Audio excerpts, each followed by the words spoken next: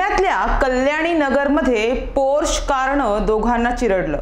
ही car 17.5 वर्षाचा अल्पवयीन मुलगा वेदांत चालवत होता। या कारने ज्या दोघांना चिरडलं त्यांची नावं अनीश अवधिया आणि अश्विनी कोष्टा अशी आहेत। कारने चिरडल्याने या दोघांचा जागीच मृत्यू झाला। या प्रकरणात अल्पवयीन मुलाच्या वडिलांना अटक करण्यात आली आहे। मात्र अश्विनीचा मृतदेह पाहून तिच्या आईने रुग्णालयात अक्षरशः हंबरडा फोडला, कारण अश्विनीने तिच्या वडिलांच्या वाढदिवसानिमित्त सरप्राईज द्यायचं ठरवलं होतं, पण त्याआधीच तिचा अपघातात अंत झाला।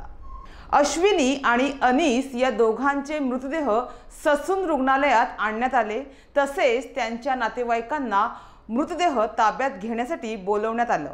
अश्विनीचा मृतदेह पाहून तिच्या आईने टाहो फोडला, कारण अश्विनी वडिलांचा वाढदिवस असल्याने जबलपूरला येणार होती। तिच्या वडिलांना ती सरप्राईज देणार होती। 18 जूनला तिने जबलपूरला येण्याचं नक्की केलं होतं आणि वडिलांचा वाढदिवस साजरा करण्यासाठी सरप्राईज पार्टीही ठरवली होती। मात्र त्याआधीच तिचा अपघातात अंत झाला। एका श्रीमंत बापाच्या मुलाने केलेल्या चुकीमुळे आम्ही आमची मुलगी गमावली। एखाद्या हुल्लडबाजाची शिक्षा आमच्या मुलीला झाली, अशी प्रतिक्रिया अश्विनीच्या आईने दिली आहे। अश्विनी कोष्टा मूळची जबलपूरची आहे। पुण्यातल्या वाडिया महाविद्यालयात तिने शिक्षण घेतलं। अश्विनी आणि अनीस जॉन्सन कंट्रोल कंपनीत काम करत होते। या दोघांची चांगली मैत्रीही झाली होती, त्यामुळे ते पार्टीसाठी वगैरे जात असत।